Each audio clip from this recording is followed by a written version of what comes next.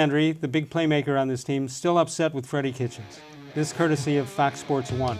Communication, it's the biggest thing. When you don't have everybody on the same pages at all times, it can definitely screw things up. I was part of it, and you guys saw we really didn't know what the true identity of the team was. We would go into games. This game we want to run the ball 50 times. In this game we want to throw 50 times instead of just doing whatever it took and making in-game adjustments. Sounds like a realignment problem. Well, there we go. Now they're aligning. It's everywhere. Now they're aligning. That's a good thing. Don't you, in the middle of the season, don't you have to say everything's great, we're aligning, and we've cured our ills from last year? Yeah, and Jarvis, I guess he hinted at a few things during the season. There was a one point where he said we've got to get the ball in our playmakers' hands, things like that you hear all the time. But you don't hear it after a win. Yeah, I mean, no, you don't hear it after a win or after Jarvis has 100 yards receiving like he did against Miami. This is one of those things where, okay, yeah, that's great, but that staff is gone now. We've all moved on. We all kind of saw it anyway when we were sitting there watching the game. So there's not really any new information. Let me ask you a question about Freddie Kitchens, and it's revisionist history or past history.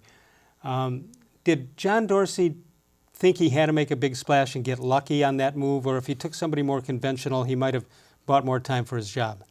I think he just fell for Freddie Kitchens as a play caller. Really? He said over and over again that the play calling is an art, and he felt like Freddie Kitchens had it. And I'll be honest, there were times when I probably fell for it too, and I think a lot of other people did as well. And I don't think anybody imagined that he was going to come in and be so in over his head. I think maybe there was a possibility that, okay, maybe he'll be in a little over his head, but you give him a good staff and good talent, and he can learn and overcome it. And it obvious from right away, we kind of saw, no, this was definitely All right, so where did you notice the overmatch at most times? Usually you can get away with it for a game or two, or it'll come up and bite you for a game or two, but this seemed to get him almost every game. It did, and I think you just have to go right back to that Tennessee game. To come out in that game and lose by 30 points to that team, and that was not the team that we saw in the playoffs. They were without their left tackle. He was suspended for 4 games. Taylor Lewan, Marcus Mariota was still their starting quarterback. They committed all those penalties after Freddie Kitchens preached all camp that we don't practice penalties. What was it, 17 in the first game? I think it was 18. 18 accepted penalties, and I think there were over 20 flags. Ouch. And